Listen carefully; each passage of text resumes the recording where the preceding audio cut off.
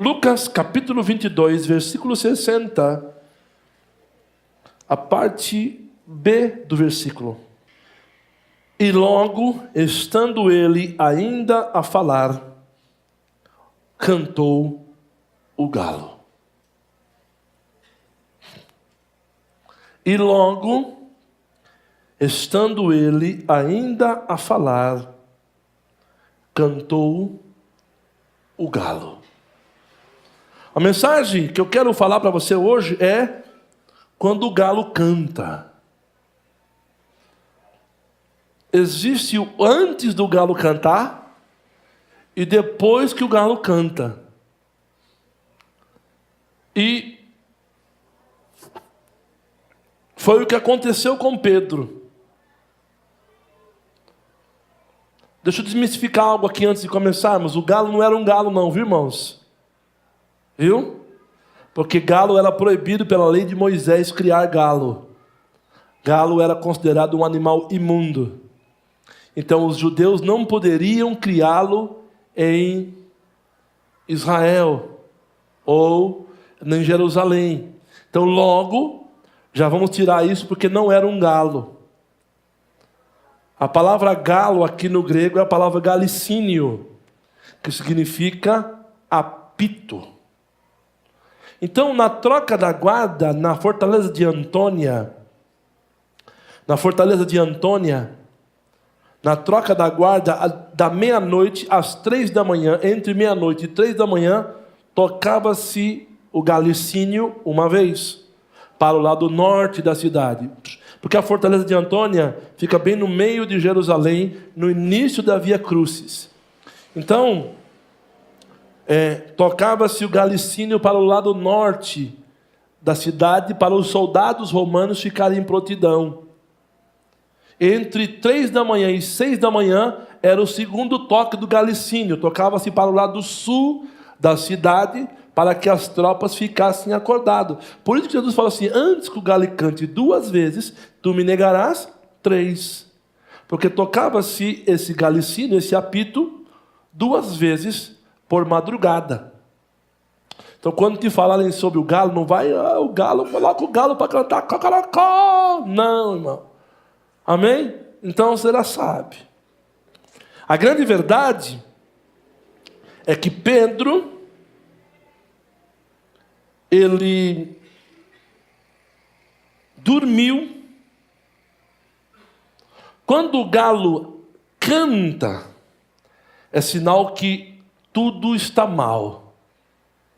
O galo cantar foi um sinal que Jesus disse para Pedro: Pedro, você está muito mal. Começa a história Jesus dizendo que iria morrer. E Pedro fala: não, mestre, eu vou morrer em teu lugar. Então Jesus dá o veredito: não, Pedro, antes que o galo cante 2 vezes, tu me negarás 3.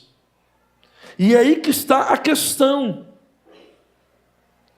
Você tem que entender que você não pode dormir na oração. Você tem que entender que você não pode dormir, porque toda vez que você dorme, você peca. Apóstolo, então não posso dormir? Não, irmão, você não pode dormir na oração. Amém? Os crentes vêm orar aqui de quarta-feira, senta ali na cadeira, vai eu dormir em casa. Amém? Dobra o joelho para orar, dorme de joelho, Osiel. Senta na cadeira, dorme orando. Amém? Então, quais foram as atitudes de Pedro antes do galo cantar que o levaram a cair? Pedro, ele caiu. E Jesus já tinha dado esse veredito que ele iria cair. E a primeira coisa que a Bíblia me mostra, para que me mostra a queda de Pedro, é a sua autoconfiança. Pedro demonstrou uma autoconfiança que chega a duvidar até mesmo do diabo. versículo 31. Vamos ler?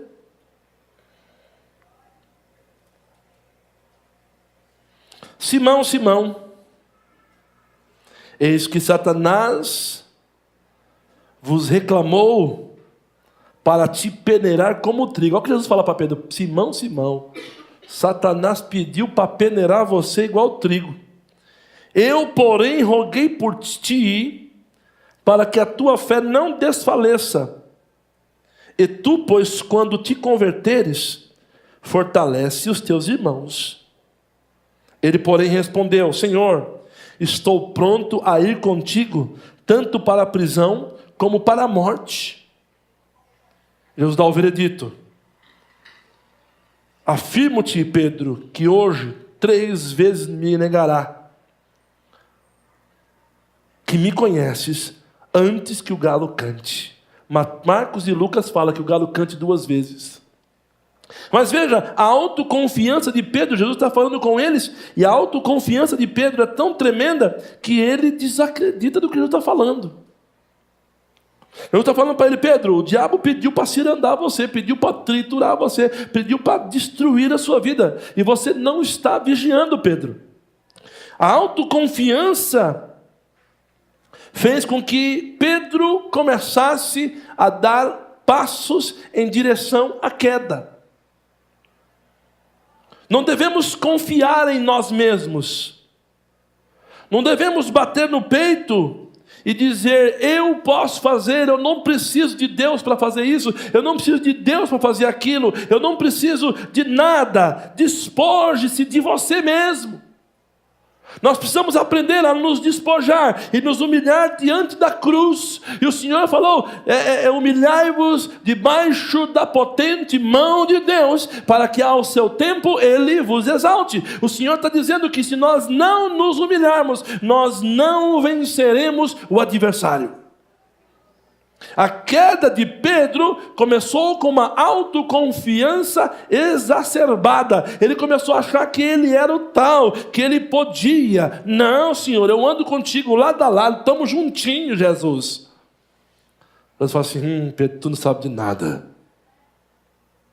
E muitas vezes é isso que acontece. A gente acha que porque veio na igreja, tomou santa ceia, ora em línguas e não sei o que, aí fica dando mole para o diabo, e não sabe que o diabo está pronto para te peneirar. Basta você dar uma brecha, uma oportunidade, ele vai te quebrar no meio, igual quebra uma vara. A autoconfiança de Pedro fez Jesus declarar a ele: Pedro, você está se achando demais. Fala para o teu irmão: você está se achando, irmão.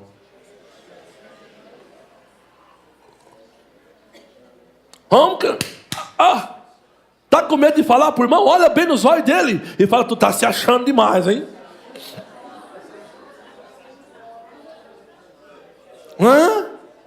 Falou para ele aí? Tem crente que se acha a última Coca-Cola no deserto.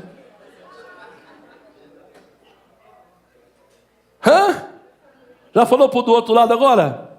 Tu tá se achando, hein?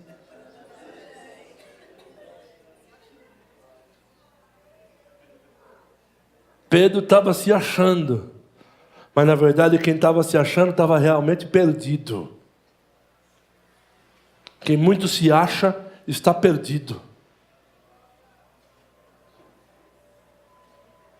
Então a primeira passo em direção à derrota que Pedro teve foi o excesso de autoconfiança.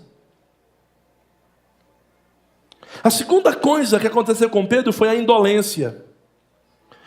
Pedro prometeu firmemente a Jesus, mas sabe o que aconteceu com Pedro? Ele foi pego dormindo. Versículo 45. O sono da indolência, e o apóstolo Paulo fala sobre isso, não é? Você que está em pé, veja que não caia. Levantando-se da oração, foi ter com os discípulos e os achou dormindo de tristeza. Eles foram tomados por uma tristeza tão profunda, e aí entra a questão emocional. Eles não estavam acreditando que Jesus iria morrer. E por esse motivo, eles entraram num mover de depressão, e é isso que eu estou estudando esses dias, sobre quociente emocional. E o que está acontecendo? As pessoas estão perdendo as batalhas porque estão emocionalmente abaladas. Se Pedro não tivesse emocionalmente abalado, ou os discípulos não tivessem emocionalmente abalados, sabe o que era para eles ter feito? Não, mestre, o senhor vai para a cruz, nós vamos estar torcendo pelo senhor. Mas eles não estavam querendo aceitar. Dos 12 discípulos, somente um acompanhou Jesus até o pé da cruz. João, o discípulo amado, aquele que dormia no colo de Jesus. Ele acompanhou Jesus até o pé da cruz e ficou ao lado de Maria, mãe de Jesus. E aí vem a mensagem de Jesus para João e para Maria: mulher, eis aí teu filho, filho, eis aí a tua mãe. Eu não tenho mãe. Escute. Eles estavam dormindo de tristeza. E por estar dormindo, ele vai para um terceiro ato. Escute, irmão. Por que Pedro estava dormindo? Por que ele estava indolente? Porque ele estava decepcionado. Ele achava que Jesus iria arrebentar com tudo. Ele falou assim: não, eu vou morrer, tranquilo, eu vou morrer igual um cordeirinho. Eu vou morrer igual um cordeiro, em silêncio. Eu não sei, a Bíblia não nos dá maiores detalhes da conversa entre eles, mas eu acredito que a conversa não deva ser muito boa, porque eles ficaram decepcionados, ficaram tristes, e tão tristes que ficaram abalados emocionalmente, que chegaram a dormir na oração. Dormir na oração é sinal de que você está mal emocionalmente. Dormir, não só na oração, né? Oração é uma metáfora, mas dormir diante das coisas de Deus é sinal de que você está mal. Quando você foge da realidade das coisas de Deus, é porque está mal.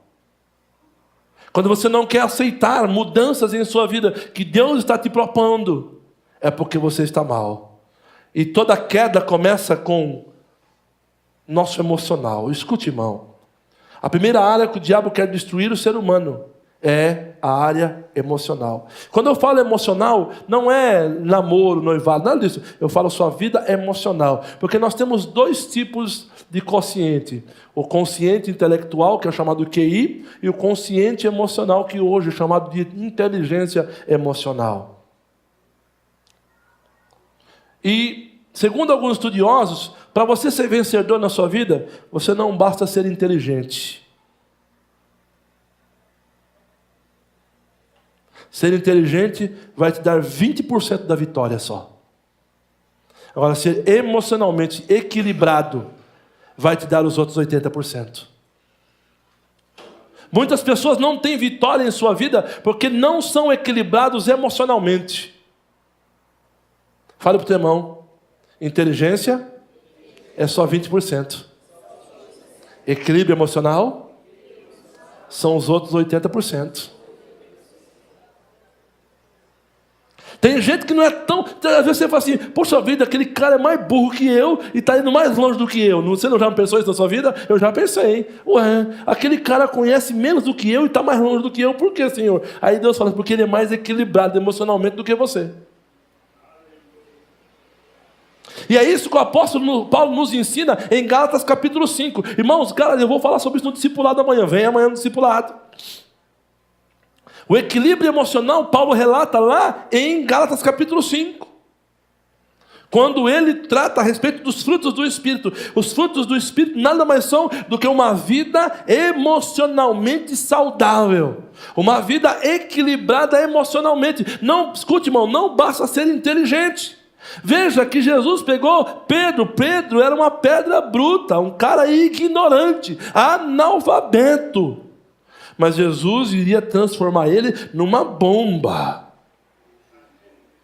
Sabe o que é ser emocionalmente equilibrado, irmão? É ter todas as suas questões emocionais bem resolvidas dentro de você. É você ter os seus traumas vencidos, ter as suas feridas da alma curadas, ter as suas amarguras derrotadas. É isso que Deus quer fazer de você. Um crente emocionalmente equilibrado é porque ele venceu todas as suas amarguras, todas as suas tristezas, todos os seus traumas. E é isso que as pessoas não querem aceitar. Os religiosos de hoje não querem que os crentes sejam emocionalmente equilibrados, porque um crente emocionalmente equilibrado não é levado a fazer coisa errada. Por isso que muito líder hoje quer que o crente fique doente. Quer que o crente viva uma vida espiritual derrotada. Porque se não, escute, irmão, não basta você ter dons não salvam ninguém. Fala para o teu irmão, dom não salva ninguém. O que vai salvar você e fazer você entrar pelas portas do céu são os frutos que você produz com os dons que Deus te dá. E frutos demandam uma vida emocional equilibrada, uma vida emocional curada, sarada. E era isso que Jesus estava ministrando nos discípulos durante os 3 anos e meio que Jesus andou com os discípulos. Jesus foi ministrando eles, foi trabalhando a autoestima, foi ministrando o coração deles. Mas chegou um momento que Pedro teve efeito contrário. Ele, em vez de ser curado, ele quis tudo de uma vez. E esse é o grande problema. Muitas pessoas recebem um pouquinho de Deus e já querem achar que são um super-homem. Uau, Deus me deu um dom, agora vou sapatear no manto, vou profetizar para todo mundo. Hadouken!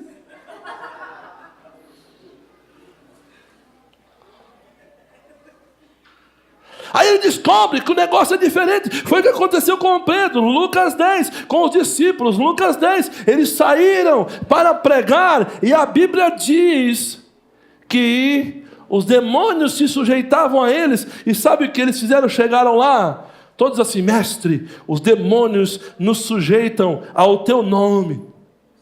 Jesus falou assim: não basta os demônios sujeitarem a vocês, o nome de vocês tem que estar escrito no livro da vida.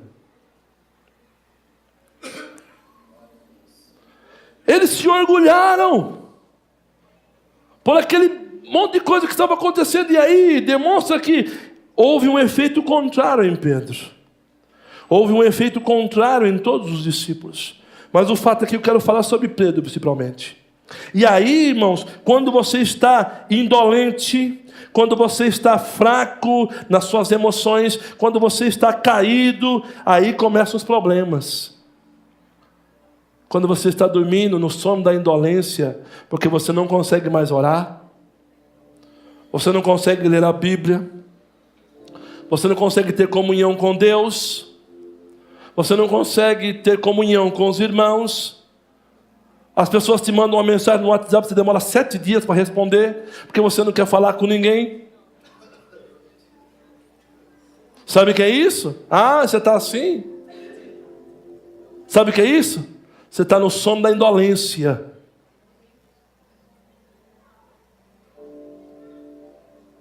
As pessoas ligam para você, você desliga o telefone. Você não quer falar com ninguém. Irmão, já tive depressão. Eu sei o que é. Já teve depressão? Já tive, irmão. 2010, quando fechamos a igreja, eu fiquei 15 dias dentro de casa. Não queria colocar a cara nem para ver a luz do sol. E foi num período que começou um tempo de chuva. Irmãos, foram 15 dias de chuva que até a nossa cachorra ficou com depressão. Todo mundo dentro de casa ficou com depressão. Ficamos 15 dias, eu morava na casa do Batman ali embaixo. Casa do Batman por quê, apóstolo? Porque não tinha janela. Aliás, tinha janela, mas era... Choveu 15 dias. Nós não conseguíamos sair de dentro de casa. Aí nós, para não ter que ir lá fora pôr comida para o cachorro, colocamos o cachorro para dentro de casa. Fica aqui, meu filho. Soltava ela de manhã, ela lá fazendo necessidade, voltava, dormia com nós dentro, dormia o dia inteiro. Não queria falar com ninguém. E aí o sono da indolência, o medo, te faz tomar atitudes precipitadas. E as atitudes precipitadas são atitudes destrutivas, autodestrutivas e de destruição de outras pessoas. Precipitado, Pedro, dormindo. Quando os soldados chegaram, ele estava dormindo, ele não estava vigilante, ele não estava acordado, prestando atenção no que estava acontecendo. Ele estava desconectado das coisas do céu. Jesus estava lá no canto, orando o primeiro derramamento de sangue. Jesus estava lá, Getsemane, chorando, lágrimas e suando sangue. Esse é o primeiro derramamento. Jesus estava lá, chorando. E os discípulos, desligados do céu.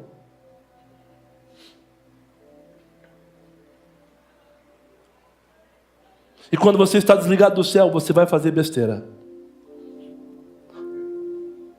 Quando você está desligado do céu, pastor Ricardo, você faz besteira. Quando os soldados do templo chegaram para prender Jesus, Pedro estava dormindo, precipitado, levanta, pega a espada e decepa a orelha de Malco, o servo do sumo sacerdote. Quando você está dormindo o sono, você se precipita. Quando você desperta, o que está acontecendo? É que nem Jacó, não é? Lá em capítulo 28 de Gênesis, Jacó pega uma pedra. Jacó estava tão mal, irmão, que dormiu, fez uma pedra de travesseiro. Como é que consegue pôr uma pedra como travesseiro? O cara tem que estar muito mal. Jacó coloca uma pedra como travesseiro e dorme naquela pedra. E de repente a glória de Deus chega naquele lugar. Jacó desperta e vê uma escada colocada no céu, e os anjos subiam e desciam pela escada. E Jacó diz: meu Deus do céu, Deus estava aqui e eu nem vi. Deus está se movendo e você nem percebe. Sabe por quê? Porque você está desligado. Este não é outro lugar senão a casa do céu, a casa de Deus, e esta é a porta do céu. Deus estava aqui e eu não percebi. Foi a história de Jacó. Muitas vezes Deus está no ambiente, Deus está no lugar e você nem percebe, porque você está desconectado, você está dormindo o sono da indolência. E aí quando você acorda querendo fazer alguma coisa e acaba fazendo besteira. Pedro cortou a orelha de Malco, quase destruiu o ministério daquele rapaz. Deixa eu contar para você um pouco da história de Malco. Malco era o auxiliar do sacerdote, ele era um levita. E o que acontece? Quando corta a orelha daquele moço, ele ia ficar imprestável para o ministério sacerdotal. Sabe por quê? Porque a Bíblia diz que nenhum homem que seja deficiente pode servir no templo. Livro de Levítico, capítulo 21, se eu não estou enganado, diz que ninguém que esteja deficiente pode servir no templo. Pode comer o pão, mas não pode servir à mesa. E quando Pedro corta a orelha de Malco, sabe o que Pedro faz? Pedro destrói o ministério de Malco. A sorte de Malco, varão, é que Jesus estava lá. Ele fala: Malco, fica tranquilo que o seu ministério não está acabado, não. Vou colocar de volta a orelha sua e você vai poder continuar servindo no templo. Tem muito líder aí que está dormindo o sono da indolência, e quando acorda destruindo a orelha do discípulo. Ele corta, ele impede o discípulo de produzir, de avançar, de vencer, de ser frutífero. Escute, irmão, Deus não te chamou para destruir o ministério de ninguém. Deus te chamou para restaurar as pessoas. Escute, para de ficar dormindo, porque Deus vai te restaurar essa noite.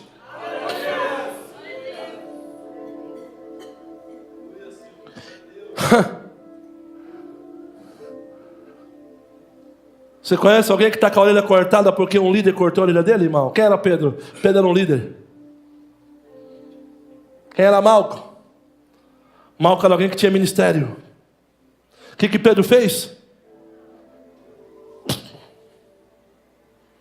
Cortou, acabou com o ministério de Malco.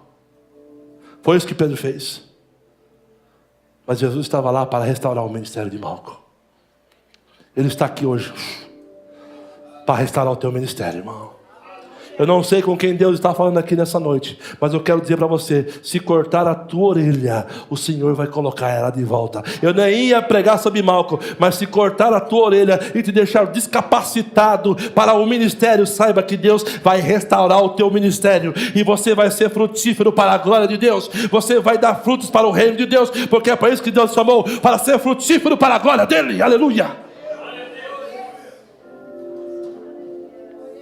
E quando você está dormindo no sono da indolência, além de você acordar, ser precipitado, você se mete em brigas alheias. Aquela briga não era dele, ele não tinha nada a ver com aquilo. Por que ele se meteu onde ele não foi chamado? Sabe o que significa, Ziel? Tem muito crente se metendo em conversa que não foi chamado, irmão. Se metendo em fofoca, em contenda, em confusão, em briga, em tudo. Sabe por quê? Porque está dormindo. Está dormindo, não está orando, não está lendo, não está buscando, não está jejuando, não está entendendo nada. Aí fica se metendo onde não é para se meter. E se metendo em conversa furada, em fofoca, em contenda, em confusão. Para com isso! Pedro estava dormindo, se metendo numa briga que não era dele. Por isso que Jesus restaurou a orelha de Malco, porque Malco não tinha nada a ver com aquilo. Pedro não tinha nada que cortar a orelha de ninguém. Pedro não tinha nada que entrar na briga que não era dele. O Senhor já tinha falado: eu vou morrer, não se metam. Chegaram numa história para mim essa semana. Eu falei: vou entrar. Aí eu orei. Falei para a apóstola: quero nem saber. Não, irmão. Já puxou um rabo de um pitbull? Puxa e espera para ver o que vai acontecer com você. Vou me meter nessa conversa não, porque ninguém veio pedir minha opinião. Aí depois que a bomba explode, quer que eu resolva? Não. Aleluia. Pedro queria resolver algo que não era para ele. E aí, qual é a nossa função, irmão? A nossa função é orar. A nossa luta não é contra a carne, nem contra o sangue. Eu preguei sexta-feira sobre isso. Não se meta em briga que não é sua. Vai orar. Se conecte com as coisas do céu. Amém? Oh. E aí vem a quarta parte, mais pior. Mais pior é boa, hein? Estou falando espanhol. Mais grande, mais pequeno, mais pior, mais pior. Né? Porque em espanhol você fala mais grande, mais pequeno, mais pior. Aí vem o que é pior, irmão. Quando o crente acorda, meu filho, do sono, ele vê que ele fez besteira, ele começa a seguir Jesus de longe. Versículo 54. Então, prevendo, o levaram e o introduziram na casa do sumo sacerdote, e Pedro o seguia de longe. Pedro viu que fez besteira, e aí quando você... Olha que legal, está aqui na Bíblia aqui. Pedro o seguia de longe. Todas as vezes que estamos dormindo e acordamos e vemos que fizemos besteira, começa a seguir de longe. Aquele que sempre estava perto de Jesus, agora não está mais perto. Agora está seguindo Jesus de longe. Por que Pedro murchou? Por que ele murchou, irmãos? Por causa da infidelidade. Pedro quis lutar uma luta que não era dele, porém ele podia ter entrado na frente, ele podia ter feito alguma coisa. Mas ele foi fazendo um bocado de coisa aqui que não era para ele fazer. Aí ele se afastou e foi seguindo Jesus ao longe. Muitos crentes, eles percebem que estão fazendo besteira e ficam seguindo Jesus de longe. Ai, que saudade da minha igreja. Ai, que saudade do povo. Ai, que vontade de orar. Fica seguindo de longe. É uma flor murcha. Está apagado o brilho. Por quê? Porque brincou. Porque falou o que não era para falar. Porque fez o que não era para fazer. Tomou atitude que não era para ter tomado. Se envolveu no que não era dele para se envolver. Fez fofoca do que não era para ter feito. Brigou com quem não era para ter brigado. Você está entendendo, irmãos? Um monte de coisa que vai se avolumando e vai somatizando. E chega uma hora que a pessoa não tem forças. Ela começa a ficar só de longe.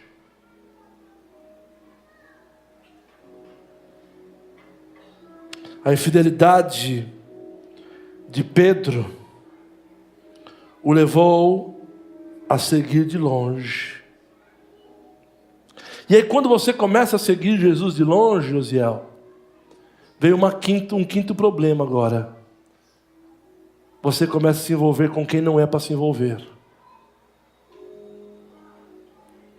Pedro se envolve com quem não devia ter se envolvido. Quando Jesus estava para ser julgado, ele se envolve com quem não era para se envolver. Ele fica em rodinhas, nas fogueiras da vida. A Bíblia diz que estava lá umas pessoas na beira de uma fogueira, e Pedro se achega naquela fogueira, no meio dos zombadores, no meio dos escarnecedores. E o Salmo 1 fala o quê? Não assenteis a roda dos E Pedro estava onde? No meio dos escarnecedores, dos zombadores, zombando de Jesus. Ele se envolveu com quem não era para se envolver. E quando você se envolve com quem não é para se envolver, se prepare. Você vai negar Jesus. Fala para o teu irmão. Quando você se envolver com quem não é para se envolver, você vai negar Jesus.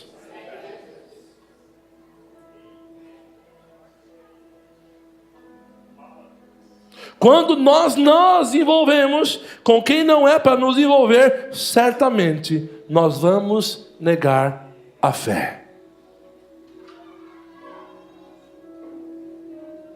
De repente vai chegar na tua casa lá, tu vai estar ouvindo Maiara e Maraísa. Olha aquela outra lá, Marília Mendonça, toma aqui R$50. Que música bagaceira é aquela ali, vai?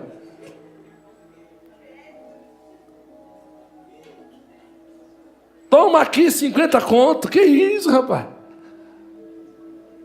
Vai estar lá você ouvindo lá as baixarias, vendo porcaria na internet, vendo pornografia, assistindo o que não é para assistir, vivendo o que não é para viver, negando Jesus.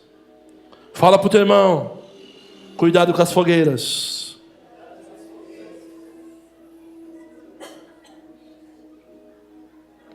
Está cheio de fogueira por aí te esperando. Eu me lembro de uma dessas. Eu era novo convertido. Fazia uns 3 meses que eu tinha me batizado. Eu já era batizado com o Espírito Santo, Juninho. Mas eu levava uma Bíblia para a igreja, que era do tamanho de menor que a minha carteira. Uma biblinha desse tamanho assim. Não dava nem para ler direito. Eu ainda pegava a Bíblia, ainda escondia aqui, para ir para a igreja. Não queria que ninguém soubesse que eu estava indo na igreja. Aí um dia os caras estavam fumando maconha lá, uns amigos meus. Eu encostei na rodinha deles, que eles estavam lá na fogueira, fumando um. E eu encostei na rodinha para conversar com os caras. E aí, rapaziada, beleza, beleza. Aí o cara olhou para mim assim, e aí, Jara, beleza, beleza. O que você está fazendo aqui, meu? Eu falei, não, vim aqui e tal, trocar ideia com vocês. Eu falei, não, mano, seu lugar não é mais aqui não. Eu falei, não, você não virou Bíblia? Estou indo na igreja. Para, rapaz. Dá para ver na tua cara que tu é crente, meu filho. Para com essa conversa, meu. Sai fora daqui. Aqui só tem tranqueira. Você fez a melhor coisa da sua vida, virar crente. Sai fora, não fica com a gente aqui nessa roda, não. Aqui só tem porcaria. Os caras aqui nenhum presta, meu. Vai embora. Você está num caminho bom. Eu falei, olha aí. A mula falando com o jegue.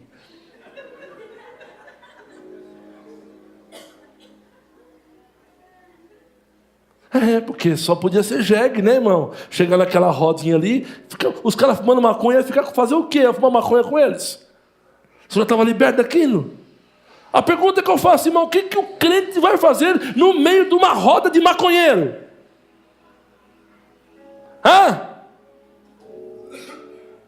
Que menina crente vai fazer no meio das meninas que desce até o chão dançando pancadão? Fale para mim, eu quero saber. Você não pertence mais a esses lugares. Deus te tirou da treva, da morte, da destruição e está te dando nova vida. O que um crente vai fazer no boteco?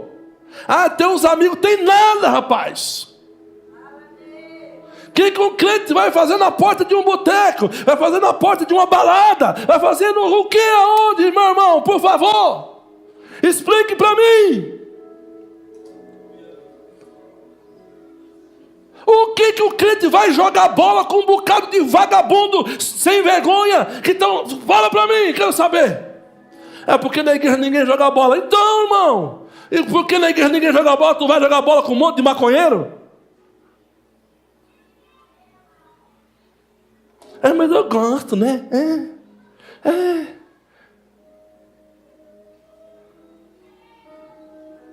Eu gostava de tanta coisa, irmão.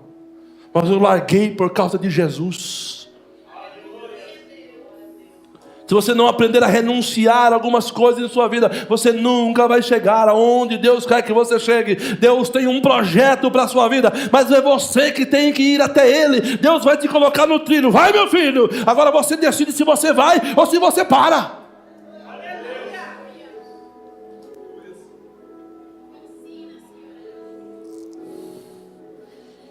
Pedro ficou nas rodinhas. E lá na rodinha, sabe o que aconteceu, irmão? Vem um momento crucial da vida de Pedro. Pedro nega Jesus. Tu não é um deles? Não, não sou não. Sabe o que eu fiz depois que eu ouvi essa história, que eu não tinha cara de crente? Comprei uma Bíblia desse tamanho. Agora sim, agora que eu sou crente, então eu vou mostrar para todo mundo que eu sou. Pronto. Na minha igreja que eu me converti, não usava terno. A gente, sempre foi livre. Aleluia. Não estou falando nada não, viu, Wander? Só um comentário.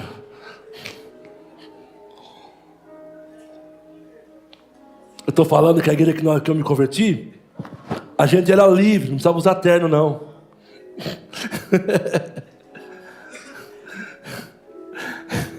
Estou brincando, varão. Escute.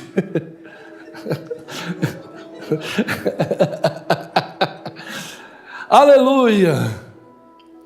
O pastor Wander gosta de usar terno, é uma questão dele, né, irmãos?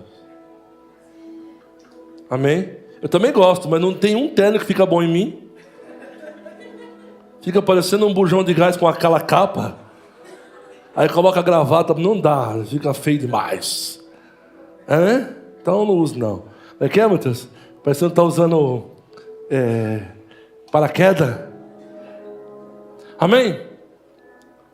Então vem o momento que Pedro nega Jesus. E aí que está o detalhe, irmão. Quando chega o momento da negação, você está tão fraco que você não consegue vencer aquilo. Você já dormiu, você já acordou, já fez besteira, já começou a olhar para Jesus de longe, se envolveu em má companhia, irmão. Negar a Jesus é muito fácil. É difícil você não negar. E como se nega Jesus, apóstolo? Nega Jesus com atitudes, com palavras, com tantas coisas você nega Jesus. Tem gente negando Jesus dentro da igreja. Sabia disso, irmão? Tem gente negando Jesus dentro da igreja. Sabe como é que nega Jesus dentro da igreja? Quando você vem para a igreja com a sua cabeça pensando em outro lugar. Você vem para o culto, mas a sua cabeça está pensando lá no jogo que está passando na televisão. A sua cabeça está pensando lá no programa. Está pensando na festa que você está perdendo. Por que não foi para a festa, pô? O que está fazendo aqui? Está negando Jesus. Se o teu corpo está aqui, mas o teu coração está em outro lugar, você está negando Jesus. Está entendendo, sim ou não? Então, negar Jesus é inevitável para Pedro. Ele não conseguiu fugir. Tu és um deles. Não, não sou. Você conhece ele? Não, não conheço. Você é um deles. Você fala como eles.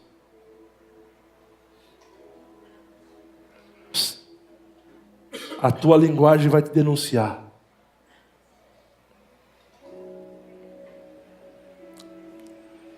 O galo canta.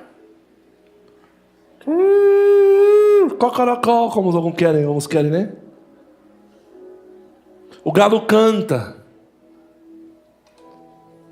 E quando o galo canta, irmãos, não chegou a destruição. Fala para o teu irmão, o galo cantar não significa que você é destruído. Significa que Deus vai te dar uma segunda chance.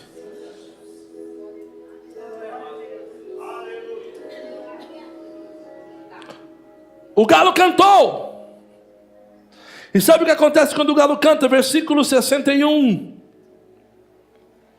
Então, voltando-se o Senhor, fixou os olhos em Pedro, e Pedro se lembrou da palavra do Senhor, como lhe dissera: hoje 3 vezes me negará antes que o galo cante.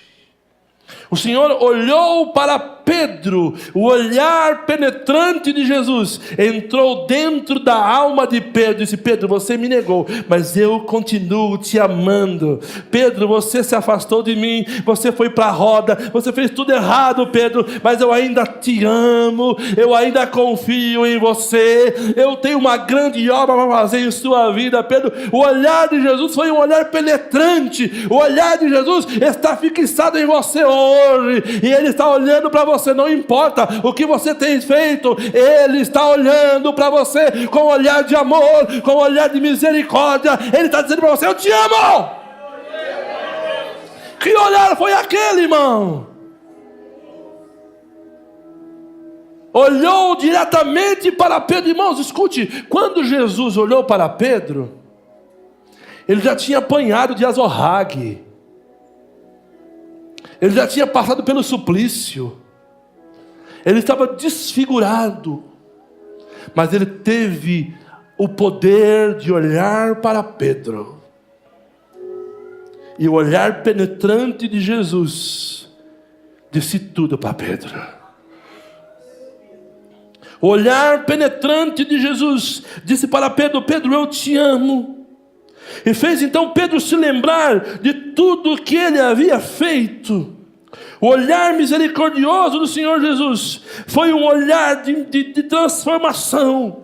E aí, quando o olhar de Jesus penetrar o seu olho, a sua alma, não só o seu olho, mas a sua alma, porque foi isso que aconteceu com Pedro. Quando o olhar de Jesus entrou em Pedro e visitou a alma de Pedro, Pedro sentiu-se amargurado. E a Bíblia diz agora, no versículo 62...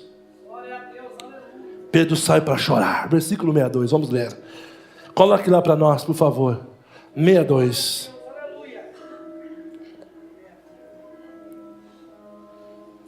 Aleluia.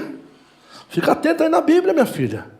Saindo dali, chorou, amarga. Saindo dali, chorou. Chorou. A palavra amargamente no grego é a palavra picros, que significa dor aguda no coração. É uma mesma dor de um infarto. Eu nunca tive um infarto, mas eu imagino que deve ser dolorido para a bexiga. é a mesma dor, é uma dor aguda, como a de um infarto. A palavra picros, amargamente, é a mesma que uma dor aguda, que provoca vômito. Pedro chorou o choro do arrependimento. Escute aqui. O que Deus quer de você nessa noite é que você confesse o seu pecado. Não é abrir a tua boca, eu pequei, não, irmão. É com choro. Choro fala muita coisa para Deus. Salmo 91, versículo 7. Um coração contrito e quebrantado não rejeitará Deus. O choro, a lágrima, fala muita coisa para Deus, irmão. Não adianta ficar jogando palavras, ouvindo, Senhor, eu me arrependo, eu me arrependo. Não, irmão, Deus não quer ouvir palavras, Deus quer ver lágrimas.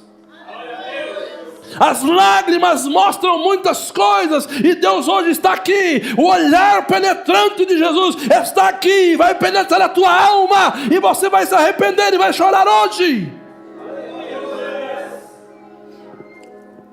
A maior mensagem do Evangelho é o arrependimento. Pedro desaparece de cena. Se nós lemos o texto aqui, nós vamos ver que Pedro desaparece de cena. Pedro não aparece mais. Pedro só aparece lá embaixo, depois de 3 dias. Jesus morre sozinho na cruz do Calvário. É sepultado no túmulo de José de Arimateia.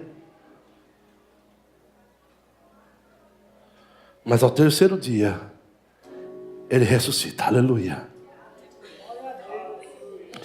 Abra para mim Marcos 16, versículo 7. Aleluia. Quando as mulheres que cuidavam de Jesus, Maria Madalena e outras mulheres cuidavam de Jesus, vão ao túmulo para perfumar o corpo, hoje seria colocar flores no túmulo, né? Naquele tempo eles iam para perfumar o corpo, chegam lá, quem eles encontram? Os anjos. E o anjo deixa um recado para aquelas mulheres. Vão e diga aos discípulos dele,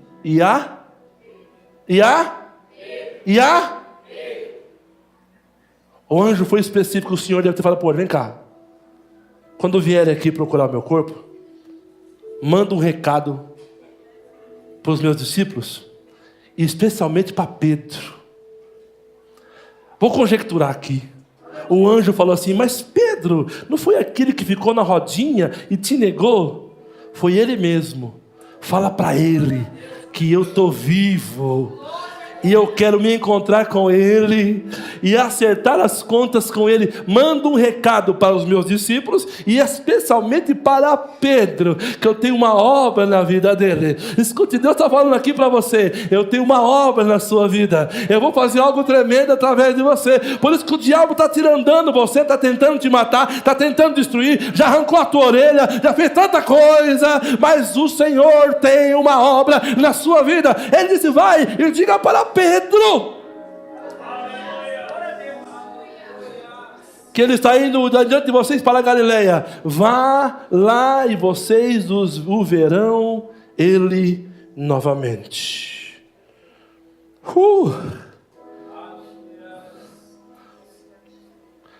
Deus aparece para Pedro. O coração de Pedro quase explodiu. Puf. Mesmo assim, não adiantou. Não adiantou.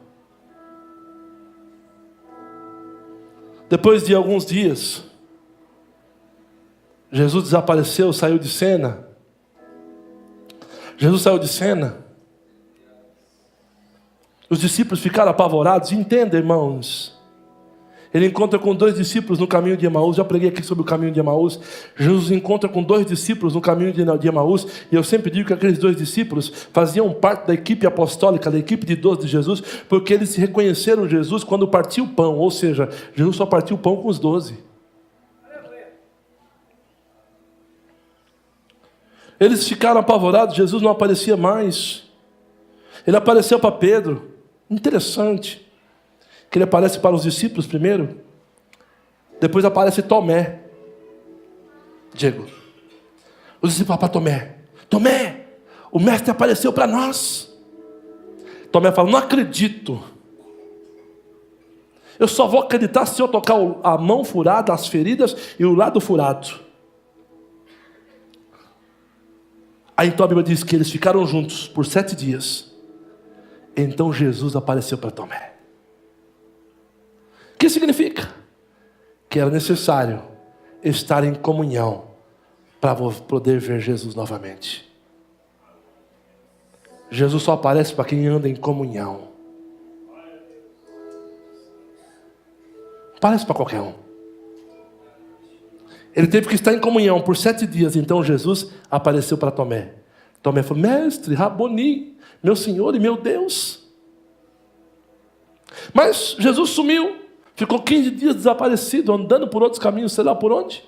O que Pedro faz? Vai pescar. O que Pedro faz, varão? Vai pescar. Por que ele foi pescar? Porque ele ainda precisava ser liberto. E aí Jesus aparece para os discípulos novamente, pela última vez, na praia, no mar da Galileia. O mesmo lugar aonde Jesus os encontrou 3 anos antes, agora Jesus se encontra com eles novamente. O ponto de partida é o ponto de chegada. Escute, irmão, não se preocupe com o ponto de chegada. A igreja tem que ser ponto de partida para você. Você tem que entender que aqui não é lugar para chegar, mas é lugar para sair. Deus vai te enviar para as nações a partir daqui. Deus vai te enviar para as cidades, para os países, para as nações, e você tem que estar imbuído dessa palavra em seu coração. Jesus encontra com os discípulos aonde? No mar da Galileia, na praia de Genezaré. Eles voltaram ao início. João capítulo 21. Eles voltaram ao quê? Ao início. Apocalipse: lembra de onde caíste e volta às primeiras obras. João 21, versículo 3. Versículo 2. Estavam juntos Simão Pedro, Tomé, chamado Dídimo, Natanael, que era de Caná da Galileia, os filhos de Zebedeus e mais 2 de seus discípulos. Disse-lhe Simão: vou pescar. Disseram-lhe os outros: também nós vamos contigo. O que Jesus falou para Pedro quando Jesus alcançou Pedro lá atrás? A partir de hoje, você não será mais pescador de peixes, mas pescador de homens. Pedro se esqueceu da palavra de Jesus e volta para onde? Pescar.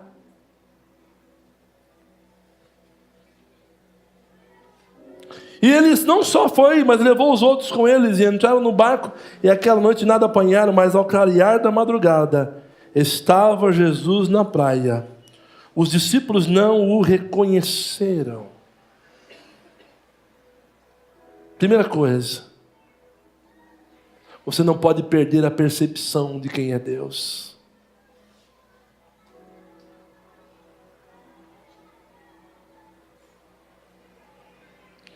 Mais para frente, pegaram uma grande quantidade de peixes, versículo 7. Aquele discípulo a quem Jesus amava, João, disse a Pedro: é o Senhor. Simão Pedro, ouvindo que era o Senhor, cingiu-se com suas vestes, porque estava nu, e lançou-se ao mar. Mas os outros discípulos vieram no barquinho, puxando a rede com os peixes, porque não estavam distantes da terra, senão quase 200 côvados. Ao saltarem da terra, viram ali brasas, e em cima peixes e pão. Disse-lhe Jesus: trazei alguns peixes que acabaste de apanhar. Simão Pedro entrou e arrastou a rede para a terra cheia de 153 grandes peixes. Não obstante serem tantos, a rede não se rompeu. Disse-lhe Jesus: vinde e comei. Nenhum deles ousava perguntar: quem és? porque sabiam que era o Senhor. Veio Jesus, tomou o pão e deu, e de igual modo o peixe. E já era esta a terceira vez que Jesus se manifestava aos discípulos, depois de ressuscitar dentre os mortos. Escute, irmão. Jesus aparece para eles no mar da Galileia, aonde eles começaram, porque eles haviam perdido a referência. Eles, apesar de tudo, apesar de Jesus ter falado, Pedro havia perdido a referência. E agora Pedro precisava ser restaurado. E a restauração, ela acontece quando somos indagados. Veja que Jesus não humilha Pedro. O Senhor nunca vai te humilhar. Eu posso te humilhar. O teu pai pode te humilhar. O teu amigo pode te humilhar. O teu patrão pode te humilhar. As pessoas podem te humilhar. Mas o Senhor Jesus, Ele nunca vai te humilhar. O Espírito Santo nunca vai te humilhar. Ele vai te tratar com delicadeza. Versículo 17. Põe para nós. De João 21.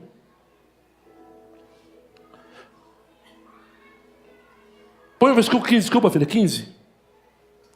O Senhor começa agora a reconstruir a alma de Pedro. Com amor acima de qualquer coisa. O Senhor pergunta: Pedro, Simão, filho de João, você me ama mais do que todos esses?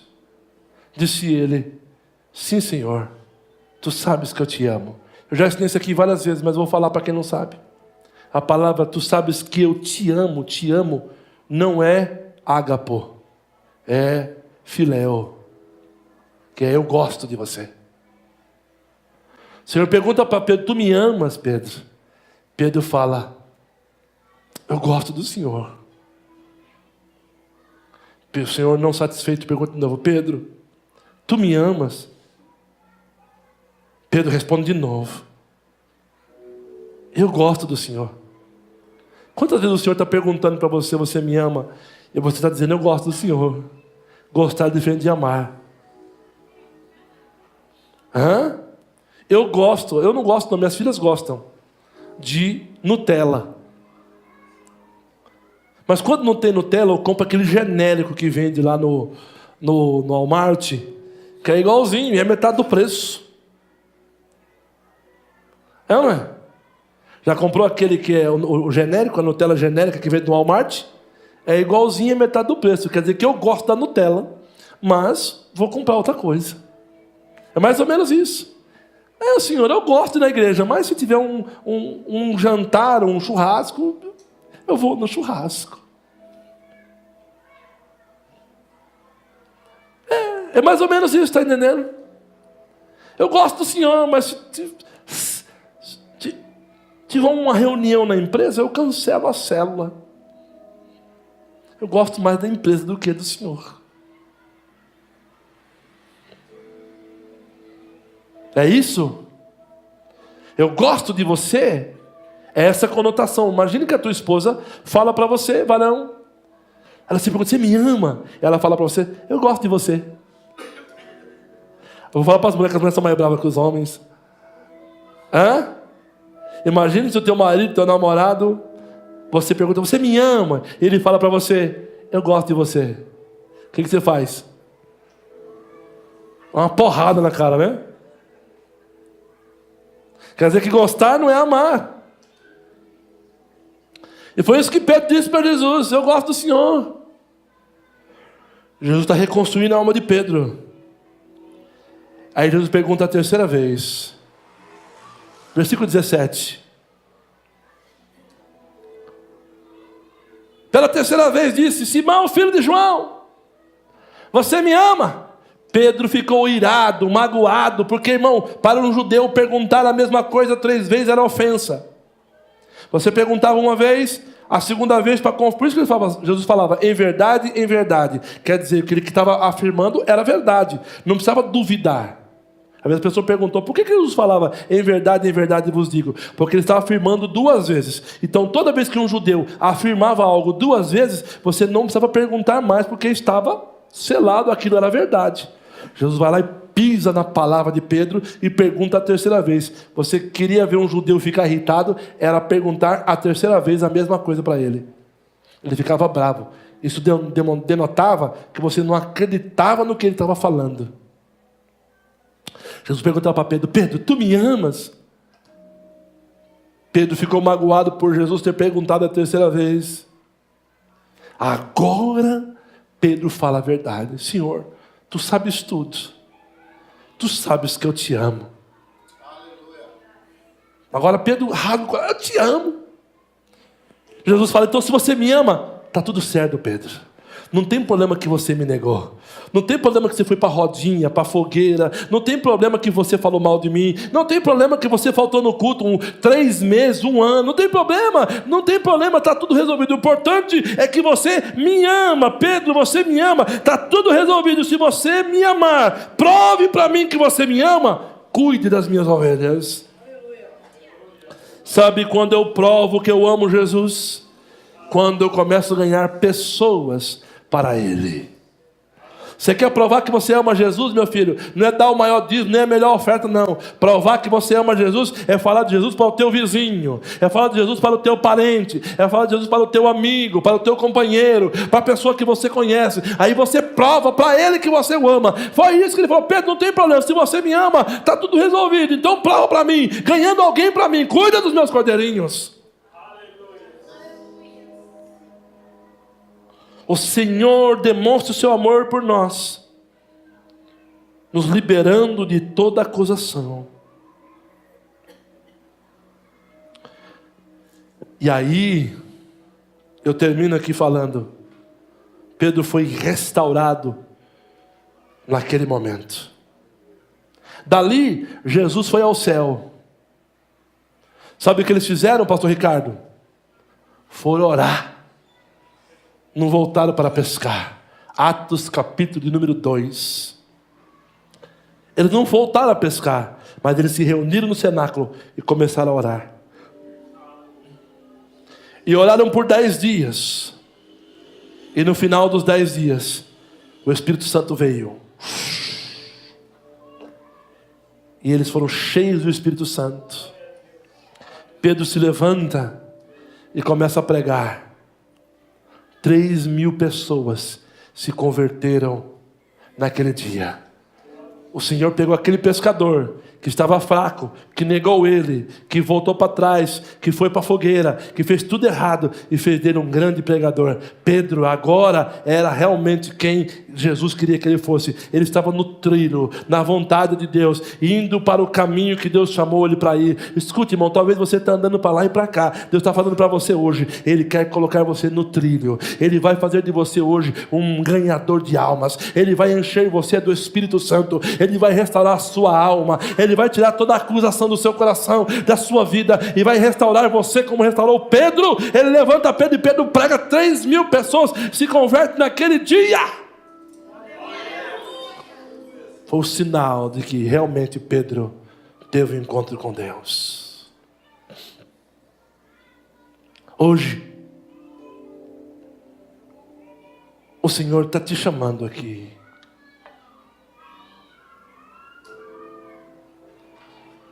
Como está seu coração? Fique de pé no seu lugar.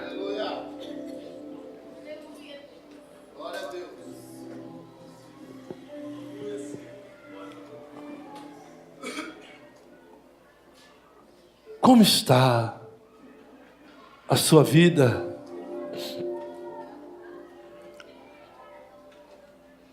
Como está o seu coração? Feche os seus olhos um minuto.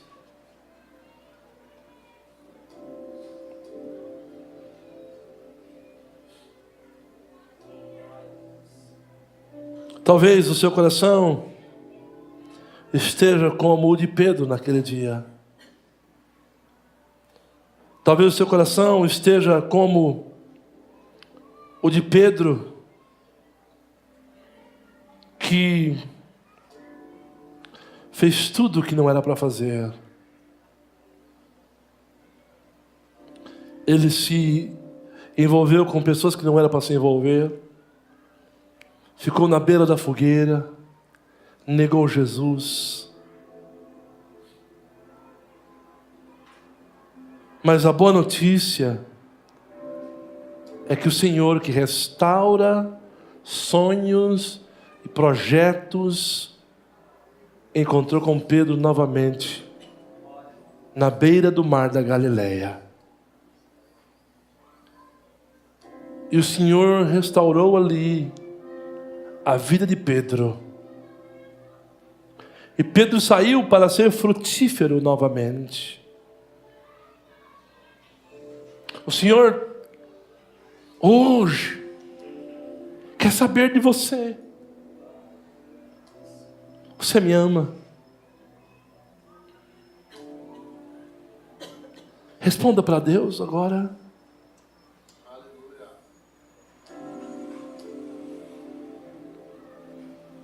Responda para Deus. Tu me amas?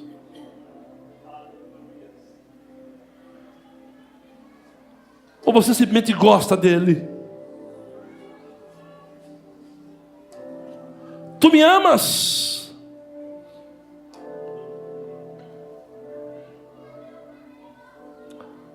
Responda para o Senhor. O olhar penetrante de Jesus está aqui e agora. E o olhar dele quer penetrar a sua alma nesse instante. Deixe a voz suave de Jesus penetrar o seu coração, o âmago da sua alma, e deixe ele falar com você. Se você quiser chorar, chore. Se você quiser gritar, grite. Mas responda para ele. Tu me amas?